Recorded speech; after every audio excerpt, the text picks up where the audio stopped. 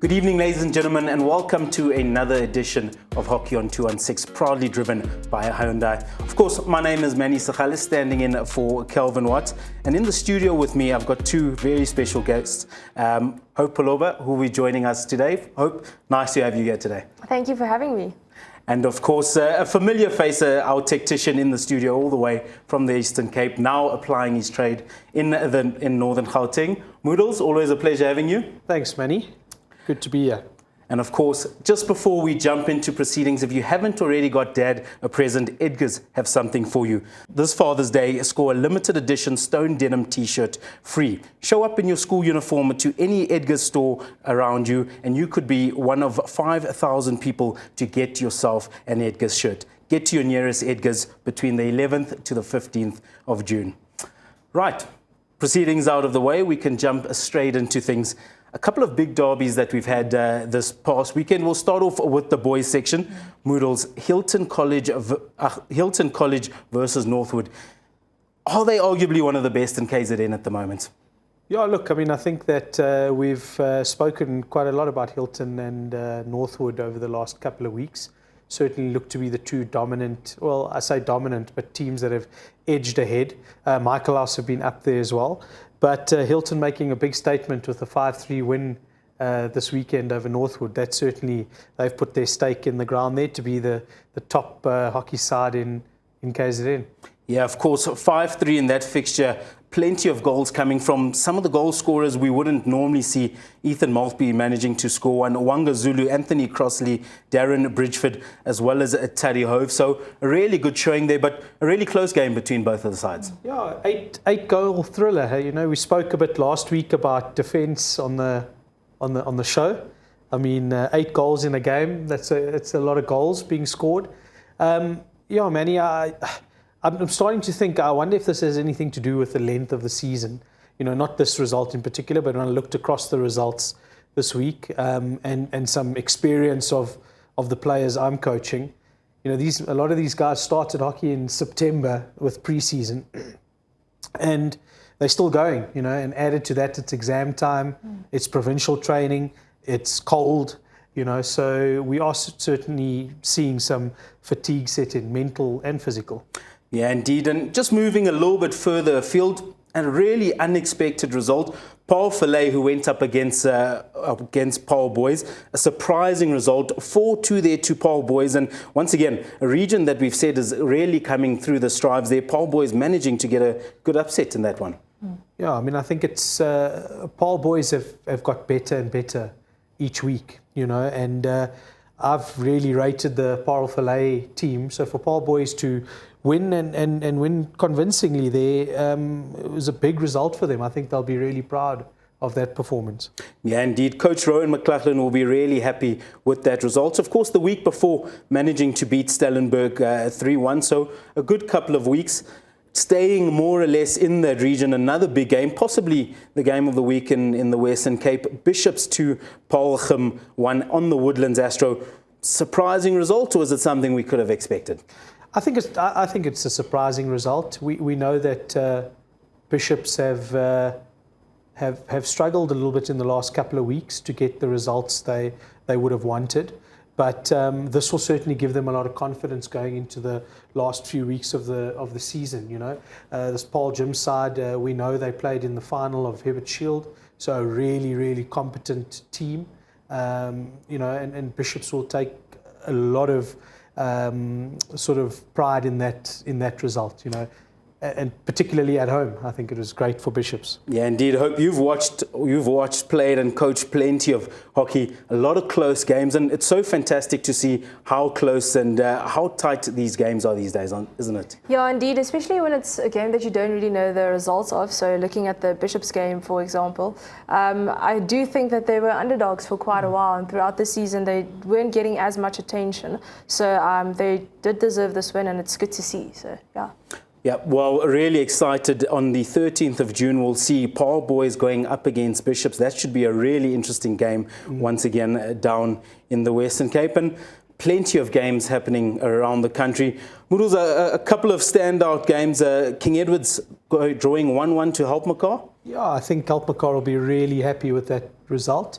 Kes have had a good season. We've spoken quite a bit about their team. And for Helpmekaar to go to the Kes Astro and draw 1-1, I think that's a fantastic result for Helpmekaar. Yeah, indeed. And Hope taking it to your neck of the woods. Affies 4, Menlo Park 1. A really good result there from Affies. They haven't had the greatest of seasons, but managing to show their class this time around. Yeah, no, they definitely caused an upset there. So it's also needed for them. And I do think that Menlo Park scoring that 1 goal also gained them a little bit of confidence. So it's good to see. Yeah, and plenty of other games around the country. Moodles, anything that stuck out for you through some of the rest of the derbies? Yeah, I thought, St. John's have also had an up and down season, but they started like a house on fire against St. Albans, 2-0 up in the first chukker. St. Albans clawing their way back into that game, eventually the game ending in a 3-all draw with St. Albans having a corner after time to possibly win 4-3. So another end-to-end, lots of goals in that game. St. Benedict's getting one over St. David's, winning 2-1 there. A side that we haven't seen play a lot this year and haven't spoken about much, Cornwall Hill. They certainly struggled against Gasfontein, but we know Gasfontein are a proper team this year. Another game, Manny, that stood out, Paul Roos showing their class again, 5-0 winners over Stellenberg, who have also produced some good results this season. Yeah, Paul Roos have really been a class outfit. And talking about class outfits, of course, Sachs against Redham Constantia. Redham Constantia, a side that we've spoken about really coming through, but Hope 4-0, Sachs once again showing their class. Yeah, it's amazing to see. I do think that is obviously a side everyone looks up to. And as mentioned before, it's a side that knows how to manipulate their rules and use it towards their advantage. So they're really a strong side and a smart side to play against. So that's a game no one wants to miss. Yeah, indeed. Michael House, Maritzburg 2-2, St. Charles, Clifton 4-4. 2 hat-tricks there from Williamson and Raja. Of course, Moodles, I know how much you love defence. Not much defence happening in both of those 2 games. Oh, lots of 8-goal thrillers there. But, certainly makes for exciting viewership, I think. And the spectators always enjoy goals being scored. I think Calvin, I'm glad you mentioned the Michael House college game, because he wouldn't enjoy his holiday if he didn't hear us speak about the Red Army. But, for Michael House to pull out a draw there, I think a tight contest. I'm looking forward to seeing Michael House play Hilton. I think that is going to be a cracker. Yeah, of course, that one on the 21st of June, looking forward to that. And as we've mentioned as well, Westville against Kearsney, 1-1 there. And I think a good result there from Kearsney. Haven't had the greatest of seasons, but managing to come out against a good Westville side. Yes, Westville as well. I think that they've had an up and down season. But playing out to a 1-1 draw, I think is probably a fair result if we looked at how things are going. But, as we mentioned earlier, I think this Michael House Hilton game might be for who actually pips their nose in front as the top first team in KZN. Yeah, indeed. And talking about some of the top sides, and of course Pretoria Boys hosting Jeppe, only managing to go down 1-0 in that. Jeppe, one of the top sides of the year, one of our favourite sides. Pretoria Boys really putting in a good shift in that game. Yeah, I think you would say, Moodles, it was a lot of defense in that game.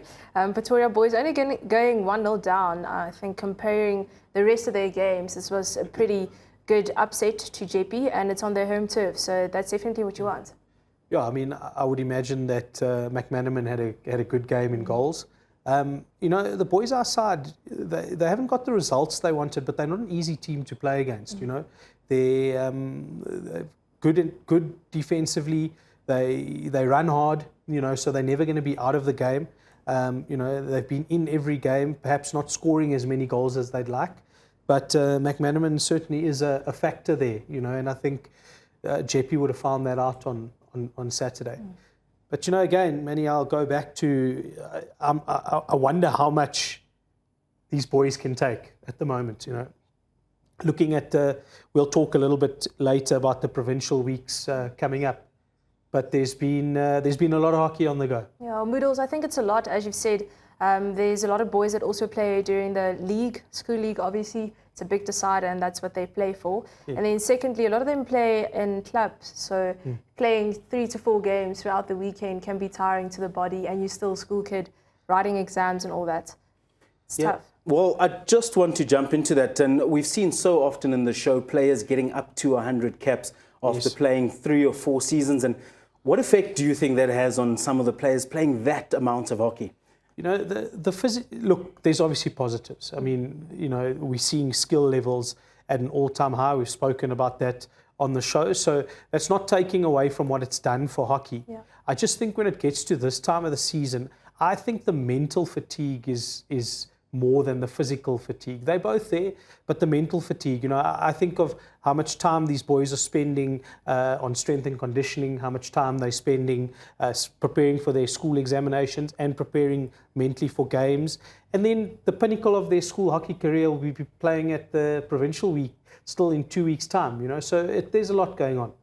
Yeah, 100%. And of course, some may say it has its good, some say it might have its bad. Of course, looking from a positive point of view, we've seen the skill level really picking up in past years, and it does have its positive effect going into a university level, doesn't it? Yeah, it gives university coaches more than enough chances to look in scouts and see who might be up and coming for their program, because there's a lot of under-16s playing the first team, so a lot of juniors to grow up and see what the potential might be from their side.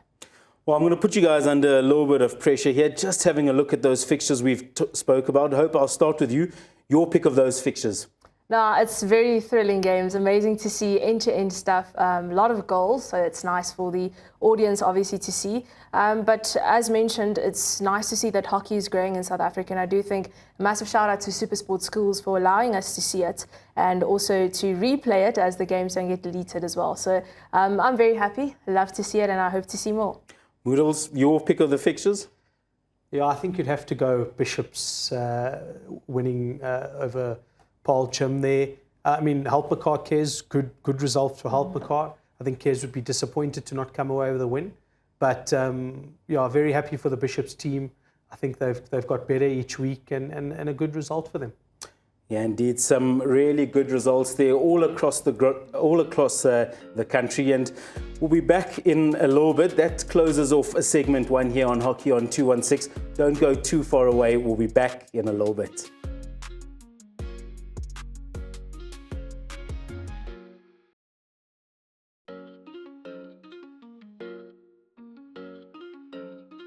Welcome back to Hockey on 216, right here on 216, of course, driven by Hyundai. And we've managed to find one of our hosts from past shows, Bridget, who's come all the way from Durban after running 90 kilometers. Bridget, always good to have you on the show. Thanks, Manny. I unfortunately didn't run back to Joburg. I don't think my feet would allow it. But yesterday was a phenomenal day out at the Comrades Marathon. A long way. But SuperSport did the most sterling job of capturing all the fun and action. It was spectacular. It was one of the best Comrades I've ever run.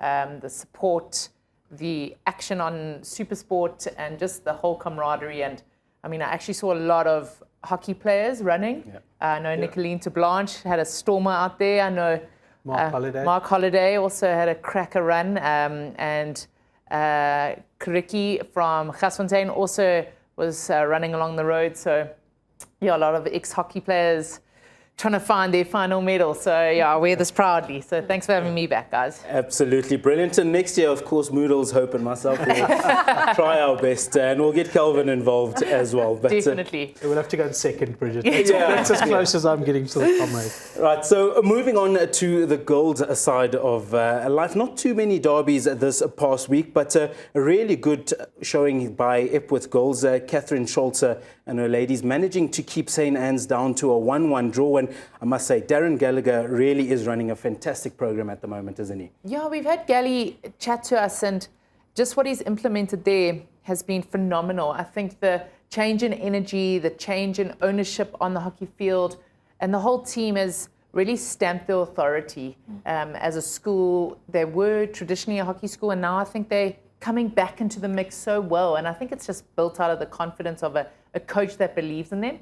And, you know, I know you commentated some of their games and at the Saints Fest, and it's nice to see a team that is a traditional hockey school just getting back into the mix and competing against the likes of St. Anne's. Now, obviously, there's a lot of trust on the field as well, and you can see the sisterhood, if you can call it that, coming through as well. So lots of confidence, and it's amazing to see that they're willing to play, not forced to play. So, yeah, I love to see it. I think what's been good for me is, when we spoke to Gally at St. Stithians, he spoke about, we asked him what it was like coming from the boys' environment into, coaching the girls. And he brought a lot of those values, the training ethic. Gally's incredible with technical ability, and I think we've seen that from the girls. They've certainly responded to his way of doing things, firm but fair, and the results speak for themselves. Yeah, absolutely, and we see that it's widespread, not just in the first side, producing plenty of players within that KZN inland system. So absolutely brilliant to see there from Epworth. And of course, another result that we managed to see, Wittenberg just going down to Voortrekker Bethlehem, 3-1 in shootouts, 3-3 in regular time, another high-scoring game. Yeah, I mean, the Bethlehem derby or the Wittenberg derby, it's one of those that is a humdinger down in that part of the world. Bethlehem have had some great players, so another top draw game played out of the Free State, the deep Free State, but it's nice to see the competitive hockey being played from these schools. I mean, you've got the likes of Sasolburg, who also are implementing a great hockey program. We spoke to Brad from Menlo, who actually is from Sasolburg. And, same thing. They've got now Jacqueline McLaren coaching them. And she's doing such a brilliant job in that region, just pushing the envelope with these schools that have, had tough competition in the past against Oranje, against Unisi, against the more traditional hockey schools, and yet they still come and they still compete. It's great to see. Yeah. And I mean, in that game, I believe that Amy Kotzer played her 100th match for Wittenberg. That's a fantastic achievement. We've had a couple of those this season. Yeah, it's absolutely brilliant to see. We chatted about it in the last section. And of course, the coach of the Bethlehem side, Kirsten Benneker, a very proud coach there, terming it a coming-of-age performance of 4 goals. And this is exactly what we want to see, isn't it? Loads more hockey and loads more teams competing. Absolutely. Yeah. So that was a good result there from Wittenberg as well as Bethlehem, Voortrekker Bethlehem. An emphatic winner by DSG Makanda over Cambridge, managing to get a good result there. Yeah, I think one shame we'll just leave to the people that can read it, but I think a tough one for Cambridge. But DSG just also on a goal-scoring campaign at the moment. Yeah. They just really have, the Holderness sisters, a whole lot of their other players, the Apple, I think we had almost 6 who had 50 caps. Yes. And for a side that don't play a lot of hockey, just really exciting. They've got K-Day this weekend, so that's exciting for them. They're playing Kingswood, so that's a big one down at Makanda this weekend as well.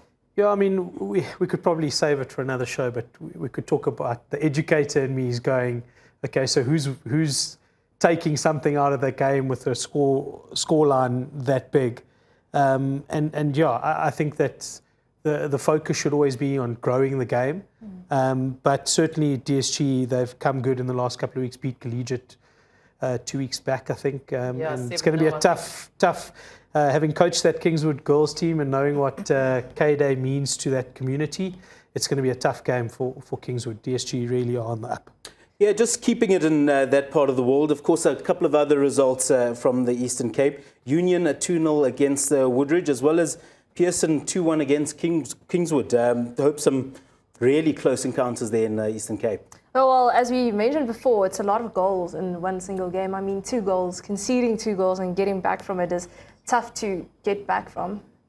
So it's amazing to see. And as said, Woodbridge, they had a pretty good season thus far. So conceding 2 to Northwood, my apologies, to Union, maybe wasn't their game plan, but it went well. Yeah, some close encounters there. We'll just move it slightly further afield. I'll start off with St. Cyprian's up against Rustenburg, a 4-0 and really emphatic result from St. Cyprian's. Yeah, I think St. Cyps, Natalie Esteve is the coach. She does a good job. She's really stamps authority down there. They've got a good coaching setup, and I think they'll be proud of that result. Rustenburg is not a team to sneeze at. They are a good side, but St. Sips just doing good work with good players. I think that's what it resulted in the 4-0 win. So I think they will be chuffed with that Friday Night Lights fixture. Yeah, 100%. And a little bit further north up to the Boerland, one of my favourite games of the weekend, Paarlgym up against Herschel. 4-2 was the score in that game. And this Paarlgym side absolutely looking fantastic, aren't they? Yeah, they've been amazing at St. Mary's. Watching them, they're just so strong on the ball and dominating every single time they get on the field. So I feel like certain teams would back off once they step on, and they're not very scared. They're very eager to play and with lots of pride. So 4-2 is an amazing scoreline for them, as Herschel was also good at St. Mary's and throughout the course of the season. So I think their coach would be very, very happy with that outcome. Yeah, I think onto that one, it's an interesting one for me. Because Herschel have sort of seesawed their way through the season. They've had these great wins and then sort of these dips and wins and dips and wins.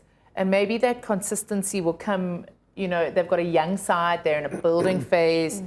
Speaking to their coach, Stacey, you can see it. You can see the maturity of this Paarlgym side, that when they get onto the field, they go forward with such force, whereas the Herschel team sort of they're kind of reluctant at times, and then they go and they're, so I'm excited to see them in 2026. I think it's going to be one team to watch, is that Herschel team.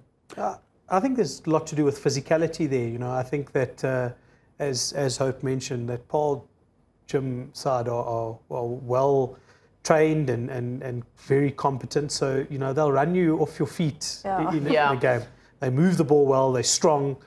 So they're going to be a tough team to beat over time. Absolutely. Yeah, indeed. And a little bit further up the N1, of course, Menlo managing to get a good result over St. Mary's Waverley. And St. Mary's Waverley a little bit earlier on in the week managing to beat Kingsmead 5-0. So interesting season for St. Mary's, isn't it?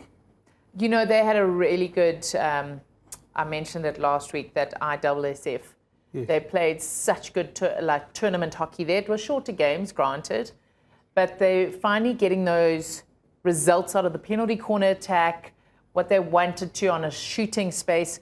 Yes, they lost to Menlo, but in a nice game, in a good game where they could play nice hockey. Menlo also coming off the loss against Affes. So, I think we spoke about it earlier. The amount of hockey that's been played has been the most I've ever seen in schoolgirl and schoolboy hockey at the moment. But I mean, is it positive? Is it negative? It's hard to debate because there's just so much, and it's one of those, you're not necessarily going to get every single win because you might be absolutely exhausted. Yes. Yeah, we've mentioned it earlier. There's a lot of schools that maybe play anything between 50 and 60 games throughout the year. That is tournament hockey and league matches and even friendlies. So I think managing all the amount of games on the girls' legs is a lot. And a lot of them play in the leagues that they have for clubs as well. And I think playing between 2 to 3 games throughout the course of the weekend can be tough on the body while still playing school hockey. So I do think that this program evolving and growing is amazing to see, but also we should keep the athlete in accounts as well. So it's a great result for Menlo Park going 1-0 up against St. Mary's Waverley. I think it was coming throughout the year. They've had a really tough season, and I think with times it's been a little bit inconsistent, but this win was necessary for them, just for a little bit of confidence and just going into exams comfortably. Yeah, well, that's a wrap from our derbies. And Bridget, anything else that we might have missed this week?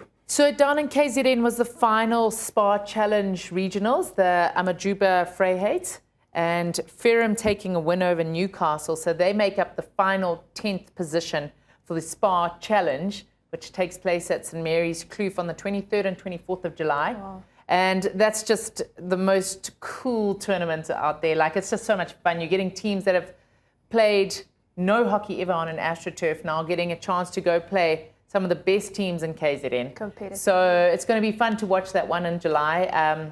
Les Galloway, I actually saw her yesterday. I ran past her and gave her a big high five. But she puts on a good show, and Spa put on a really top draw events down for that KZN challenge. So nice win for Ferrum. They'll be chuffed that they're going into that 10th position to take on the likes of Morris Stiller, St. Mary's Kloof, St. Anne's, Epworth, a few others to speak of. Yeah.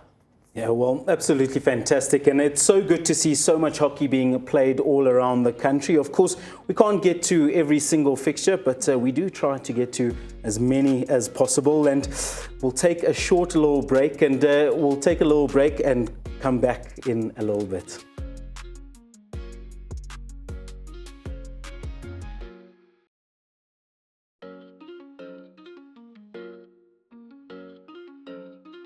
Welcome back to Hockey on 216, proudly driven by Hyundai. We've had a chance to speak about all the different schools and all the different players in their individuality. And of course, it's that time of year now where they all come together and look for the top honours. It's the national IPTs. And of course, SuperSport Schools will be bringing it to you both on the app as well as on the channel. But Bridge, where can people catch all the action? So it's going to be streamed, every single game from every single venue, from the under 13, the under 14, the under 16, and the under 18 age groups. So you will not miss one beat of action on SuperSport Schools app and website. Down in KZN is going to be the under 18 tournament. That's going to kick off on the 30th of June to the 5th of July. Main Astro is going to be Maritzburg College, and we'll probably find a lot of those games will go onto channel 216, or the action on there. So it's not going to be just Friday Night Lights. It's going to be Thursday Night Lights, Wednesday Night Lights, Tuesday, Monday, and Saturday when the finals are. And then the same will happen with the under 16 age group. That shoots back up a little bit up the hill to Hilton, where the main headquarters will be, and that's 8 to 13 July. And same thing, we're going to get all of it on SuperSport Schools, but with some games on 216. Under 13 and under 14, hosted at Cares here on home soil in the Southerns. So we've got 29 to 2 July for the under 13s. Then the under 14s kick on 4th of July till the 7th of July. So, I mean, it really is non-stop action. It's what we spoke about earlier. It's sort of the culmination of everything now, 2 nationals, but you just hope all the players have it in them. They're still excited to play. They're not fatigued like I am right now. But, I think hopefully they're going to really come out with a storming run on the park, and we're looking forward to it. Yeah, of course, plenty of action to come over those nationals. And Hope, I'll start with you from the girls' point of view at the under 18 level. What do you think we can expect from some of those sides? It's going to be amazing. I think there's going to be a lot of national under 18 and under 21 players coming from there, from all the regions. I think it's very competitive going right through, as we saw from all the previous games. They were in previous festivals. There really isn't a weak link if you compare the provinces. So it's going to be amazing. And I think from a coaching perspective, massive shout out to SuperSport Schools for allowing us to do some video analysis. I think it's amazing to be able to see the game from a different perspective, to see what you can tactically change or maybe do better. So under 18s is going to be a ball. Hopefully everyone's watching, tuning in. I think it's going to be something to see. Manny, I'm going to put Hope on the spot. Oh, Can I? Go for it. Hey, Hope, a winning province? I was hoping you weren't going to ask. You have to. I think, it's going to be... Okay, the finals. Let's go top four. Yeah, I think it's going to be between KZN Inlands and Northern Gauteng. Oh, wow. I think it's going to be interesting to see. I think a little bit of bias there, but obviously. We'll move on to that one. And Mudos, from the boys' side, we've watched a lot of these teams, of course, playing in their schools. Who really sticks out to you as a province, as one of the favourites? Look, Manny, I always think that IPTs are interesting. I haven't scrutinised the teams yet, but it will often come down to selection policies in the different provinces, because I think it's important about getting combinations right. So we've seen, if you had to just go on form this year, you would think that Western Province and Boland must be up there. I think Southerns will have a good team as well. And then that fourth spot for me is kind of open. I think we're going to see some upsets this year. I think there's quite a sort of level playing field with the rest of the provinces. But certainly, I think Boland, when you consider how well Paul Jim, Paul Fillet, and Paul Roos have done, you would think that they're going to pick a really strong team there. And then Western Province, again, they've had Sachs doing well, Redham Constantia, Bishops, Weinberg, Rondebosch. Yeah. So again, Stellenberg, You know, so another, but again, you know, when and just like Southerns, when there's so many schools to pick from, you just want to make sure that those combinations are right. I mean, having said that, Manny, I think that under 18, under 16 RPTs are probably some of the toughest hockey events you can play, purely from the fact, and that's something that I think needs to be looked into. We've just spoken about fatigue and how you get to this sort of point in the season, but you know, you've got a double header on one of those days. So, you know, you sort of 6 days of hockey straight there with one double header. It's tough, particularly at an 18 level, when we consider the intensity of games these days and the prep that goes into it. So, yeah, a really, really tough tournament format. And again, if you can get through your double header day, I think that might push some teams into those last 4 position. Yeah, of course, the absolute pinnacle of school hockey is the IPTs. And if you don't catch it on TV, neither do you on the app. Of course, we've got the SuperSport Schools Plus website, www.ssschoolsplus.co.za. And for those of you who haven't quite used the site yet, Bridget, how do you navigate your way around this site? So, I mean, this is the most phenomenal journalistic take on school hockey and school rugby across the board. I love it. I read all the articles on it, and Hannes and all his journos do such a phenomenal job. I know one of his graduates has just graduated with his journalism honours, so super proud of him. But from navigating perspective, it's really easy. As you can see in the back there, you just go to News per Sport, drop down, and then you can choose your sports. So in this case, obviously being the hockey people we go straight to hockey. And then you get all the articles. And if you scroll down, you can just see all the articles down there, and you can click to the latest ones and read everything about the latest ones. Here, for example, you know, Paul Boys against Bishops. There's the lovely article from one of the journos that has just written a phenomenal article. You can also get all the results there. So that's also something that I use all the time to check in on a Monday, check all the results, know what's going on across the country.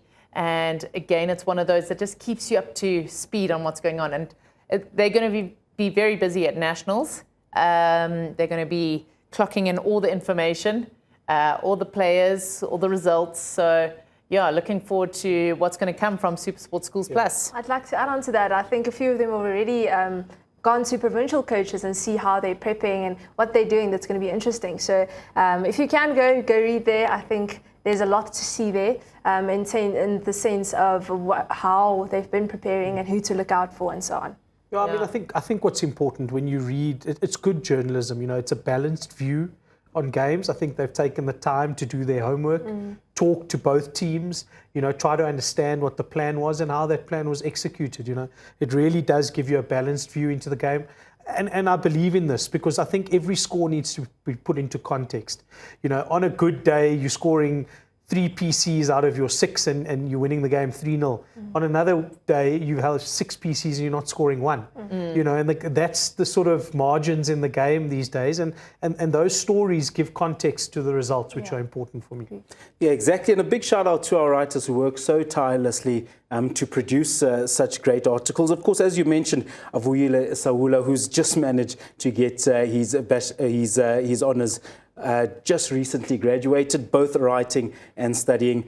CS Chakwinda, who also produces plenty of articles, as well as Vuyo Ndudana, rather, who those are 3 on the ground who are tirelessly producing all those articles for us. Yeah, it's just so nice. I mean, I think that's elevated school hockey into a totally different, you know, take and ecosystem.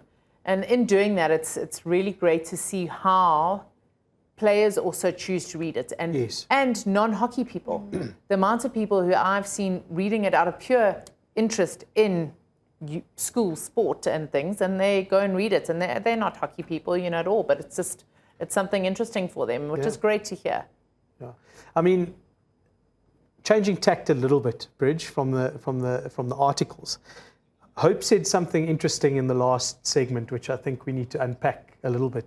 Something about a team playing 50 or 60 games this season already, and we've spoken about the build-up to the Nationals now, and whether players will be at their peak at that time. I mean, Hope, do you want to sort of talk a little bit about the programs you know? I mean, is that an accurate reflection of the number of games? I think so, yeah, because you're obviously starting with pre-season during September, October, and then you have a few games there leading up to the start of the year where people go to various festivals, and then you play around about 16 games, and obviously a team doesn't only go to one festival, so it's about 2 to 3 festivals, which is almost just over 30 games for a single team. And then looking at those individuals, they're already playing league games as well, where there's about 8 games per league. They're playing club, so that's about an extra 16 games as well on the legs and on the body. And they're prepping for national tournaments. So I think you have 4 training slots during the week. You have 3 games during the weekend, and now you're prepping for national IPT. So it's a lot for a high school Might as well kid. just run comrades. You would know. I wonder if they're going to walk down the stairs like you did. Yeah, I'm not sure which one's hard. Of course, adding to the schedule is the IPTs, and we've got to ask ourselves, are we getting the best out of our players at this time of the season? Yeah, you know, Manny, I think it's a good question. And I don't know at what point. It's difficult because, you know, what comes first? You're trying to close out a good school season, you know, but the provincial teams are trying to train at the same time. And again, you know, how much time are they often using after hours time? Saturdays, Sundays, yeah. you know, so the load at the moment is hectic. And as we've said, most schools are in exams as well. So it is a hectic time. But, you know, I suppose the teenagers are a lot more resilient than us. So they do somehow find a way through. But I'm hoping that we can, you know, sort of hit another upward curve in the prep heading into those nationals and see the best from the boys and girls. Yeah. I think sorry, go for it. I'd like to add on to that. I think looking at the fact that the national prep camps have been moved to October, it's no longer right after IPT. Yeah. You stay for a week and you're playing. So now you have a little bit of time to rest after IPT, and you're only returning back after 3 months. And I think it has to do with the load, as you said, Moodles. So protecting players, obviously going injury-free, and looking at the mental fatigue and trying managing it after 16 games throughout the season is very important to players. And I think also the excitement of nationals is that you're not playing with your school side. Yes. You know, there's always that element that you get to play against the best, prove that you're the best individually, as a coach, as a player, but also the dynamic change.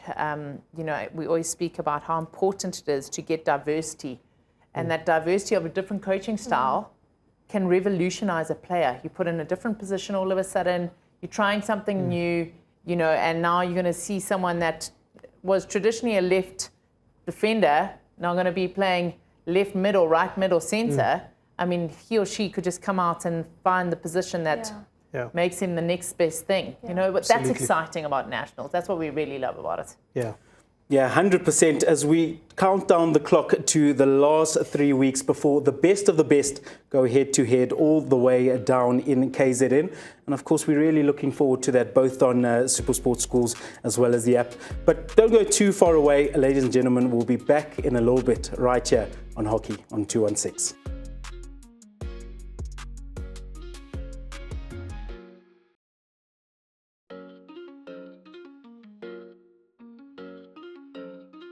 Welcome back to Hockey on 216, proudly driven by Hyundai. And we've had a really action-packed show here today. We've spoken about plenty of the fixtures happening, or that happened rather, across the country. And of course, we've got some really important fixtures coming up. We've got the infamous K-Day happening down in Makanda, which will be hosted by Kingswood. And Moodles, you're part of the world there, but what is the significance of K-Day? So I think K-Day is a tradition that's gone back a number of years now between Kingswood and St Andrews.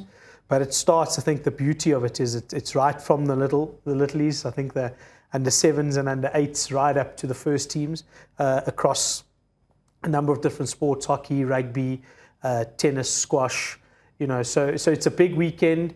It ties in with reunion weekends for both schools. So there's always a lot of hype around that fixture. And I mean, it's going to be a close one to call, I think, in the rugby. But in the hockey, on the boys' perspective, I think that's on the Thursday, if I'm not mistaken. St Andrews have had a good season. I think Kingswood will have to be at their best to get a result in that game. And I think similarly in the girls section on Saturday, DSG have been outstanding. We spoke about their results, and coming into the weekend, they'll certainly go in as favourites. But Kingswood are always up to the fight. There's such a hype around K-Day that you want players to separate themselves from the hype to produce a good performance. Yeah, it's going to be an absolutely electrifying atmosphere in Makhanda as we see the boys are going toe-to-toe on the Thursday, as we mentioned, and the girls going toe-to-toe on the Saturday. And something that's really changed the outlook of hockey, Friday Night Lights, Hyundai Friday Night Lights, that we'll be seeing this Friday between St Mary's DSG as well as St John's. And hope it's been absolutely fantastic. It's been so exciting to see hockey being put on this platform, hasn't it? It's such a thrill to be able to go to Friday Night Lights because you're sitting there and there's drums and music and everyone's jumping up and down and everyone's just willing to see the action happen and unpack in front of them, and it's end-to-end stuff. And I think if you're playing on a home turf and you have that crowd backing you all the way, it's you play with pride, and not only pride, you so like pumped and ready to go. So I think I really like the fact that Friday Night Lights is a thing. I mean, with the commentary as well, it's so hyped, and it should be. I think school hockey in South Africa in general should get all that attention. So I'm really for it. I like it. Yeah, Manny, I think some of the sort of the spin-offs of Friday Night Lights is the opportunity it's given for people involved in hockey to showcase their abilities. We spoke about the journalists earlier and their, the articles that they're writing. We look at the guys manning cameras during the game, being able to do video analysis, things like that. The commentators, showcasing their ability. So I'm really excited by what this is going to do for, I suppose, the commercial side of hockey going forward, and allowing people to show the talents that they have. Yeah, exactly. So plenty happening this weekend. Of course, as we mentioned, St Andrews up against Kingswood on the Thursday. Friday Night Lights, St Mary's DSG goes up against St John's. And of course, on the Saturday at K-Day, DSG up against Kingswood. Hope, I'll start with you. Any other fixtures we should be looking at coming up? I think big ones are College and Hilton. We spoke about it earlier. It's going to be a massive game. Obviously, Hilton being a very strong side and College up and coming. So as you said, Moody, I don't know what your takes are on the match. Look, it's going to be a tough game for Hilton. College have got better and better as the season's gone on. Director of hockey at Hilton, College old boy, part of the Red Army. So, a lot of needle in that fixture. And I think it's going to be a tough game for both sides. Yeah, indeed. One school with so much hockey heritage in Maritzburg College. And of course, Hilton College, who have been one of the top schools around the country in recent years. And Moodles, any other standout fixtures from your side? Yeah, I think in a replay of the Hibbett Shield final, we've got Sachs up against Paul Jim. I think, again, it's going to be a really tightly contested game. If I remember correctly, that final ended 5-3 in favour of Sachs. But with 5 minutes to go, it was 3-3. So Sachs just turning the game on its head there in the last 5 minutes. So going to be a tough game for Sachs. I think this will be one of their tests this season. Paul Jim, really good defensively, physical, they move the ball well, they're athletic. So, I think it's going to be a really, really good game. Yeah, of course, a really class Sachs side going up against a side that really has the potential to be one of the top schools in the country. Any more picks coming up on our screens? I do think that schools that people don't really pay attention to, Ballou and Dainfern, and then obviously St John's and Pretoria Boys. It's going to be a massive match to see. It's not a Friday Night Lights, but it'd obviously be on the SuperSport Schools app or even on the SuperSport Schools website. And obviously, coming from Pretoria, a lot of people are going to be interested in seeing that. And because it's a small game, as said, it's not a Friday Night Lights, there is a lot of small and fine details to pay attention to during those matches. So it's going to be fun. Yeah, St Albans reunion weekend for them this weekend, playing against St Benedict's. St Benedict's winning 3-1 in the first game. It was the very first game of the season. So it's going to be interesting to see if St Albans can turn that around. They've got better and better through the season, and I think that'll be another big game. Another one that's going to be tight to call because this Clifton team has been good this season. They've been a tough team to beat. We saw that early on in the season. But Clifton up against Northwood, battle down there in Durban, and that'll be a good game. Yeah. Yeah, indeed. That Clifton side, of course, they had some really good results at the Hibbert Shield. Maybe a side that not too many people would have backed at the Hibbert Shield, but Northwood have been so good in the season, haven't they? Yes, they have been. And again, as we said, Northwood, College, Hilton, Michael are certainly at the top of KZN. So, yeah, some big fixtures this weekend. The other one for me that's going to be, I think, a tough game for Kearsney. They face St Stithians down at Kearsney. We know the St Stithians team.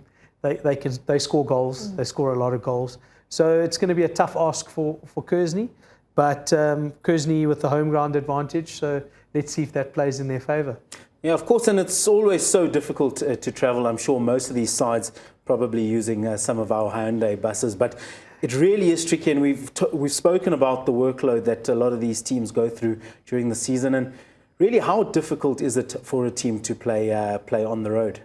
I think that travelling, certainly the cross-province travelling. The St Stithians boys would spend Friday travelling down to Kearsney and playing that game on Saturday. So, it does take its toll. But, sometimes I think maybe that's better than being at school on the Friday and not focusing on hockey at all. So when you travel away, it's a bit of a tour and the focus is the sport. Yeah. So, it can go either way. Yeah. Yeah. I think it's quite challenging when you're traveling and playing on the day because obviously if the bus is late or it might break down, there's a lot of challenges to come or follow afterwards. But yeah, as we all know, for example, if you play in Durban and you travel all the way there, you're going to be tired by the time you get there. So getting that mental switch, putting on your big mat temperament, as a lot of people would call it, is tough, but it's doable. Yeah. Another game, Manny, that we didn't mention is Paul Boys against Bishops. I think that's also going to be a good game. Both teams sort of seem to be on the up. And I think that's going to be an end-to-end battle there. I'm looking particularly forward to seeing that midfield battle against two very good midfields. So let's see how that plays out. Yeah, of course, Paul Boys up against Bishops, two sides that are starting to see their seasons really come together and possibly peaking at the right time. We spoke about fatigue, we spoke about the IPTs, but how difficult is it to get a side peaking at the right time? Not too late, not too early kind of thing. Yeah, look, I would imagine that most of the strength and conditioning programs that schools are on is looking at getting boys and girls through their season, trying to maintain a specific level throughout, not being good at the start and tapering off. But I do think that I would imagine it's the same in my school at the moment at St Albans, where the sports scientists are saying to coaches, you're going to have to rest. Guys, they're going to have to go down to maybe 2 training sessions a week because they're doing provincial training and school training. So I think that hockey's in a far better space in terms of the science we've introduced from a player wellness point of view. And I think that will kick in. And so I do think we're going to see the best at the Nationals. Besides that, Moody, we spoke about this earlier, the turnaround time isn't a lot. So you're playing a game on the weekend and then you're playing a fixture on the Tuesday again. So you only have Monday to fix things and you can't do tactical planning or technical planning or whatever. You need to focus on the game that's upcoming.